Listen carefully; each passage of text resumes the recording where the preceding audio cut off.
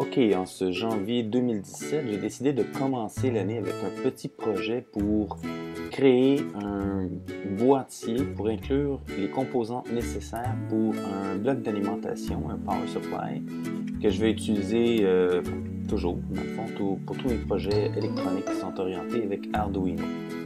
J'ai décidé de faire le projet avec ma CNC, puis plutôt que mon imprimante 3D, parce que je voulais tester la CNC, puis aussi parce que c'est des grandes surfaces, puis l'imprimante 3D n'est pas tout à fait adéquate quand c'est le temps d'imprimer les grandes surfaces. Donc j'ai tout dessiné, pièce par pièce, et j'ai préparé le tout pour la coupe sur ma CNC.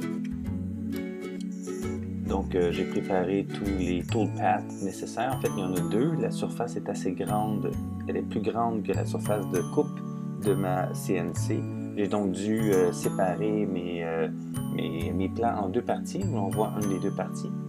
Et puis là, je fais un test pour voir ce que ça donne au niveau de la coupe. Je fais toujours des tests en simulation pour voir s'il n'y a pas de glitch. Puis en même temps aussi pour voir dans quel ordre la drill bit va plonger dans le matériau pour m'assurer qu'il ne va pas faire des grandes coupes d'abord parce qu'après ça risque de laisser les pièces flottantes. Et je veux que ça soit bien ancré sur la surface.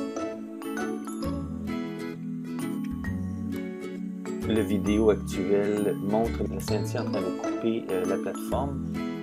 C'est un time-lapse, mais la coupe a duré environ, je dirais, peut-être une vingtaine de minutes.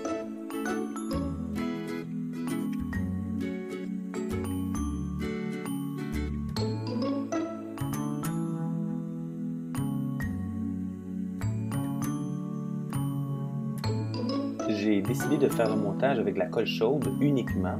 Donc, je voulais faire des encastrés pour mettre des vis au départ, mais vu que c'est un boîtier qui va être relativement permanent, je l'ai monté avec la colle chaude, mais il se sépare en deux parties. Le haut s'enlève séparément, puis il rentre en serre, donc pas besoin de vis, pas besoin de rien, juste la colle chaude pour la structure principale.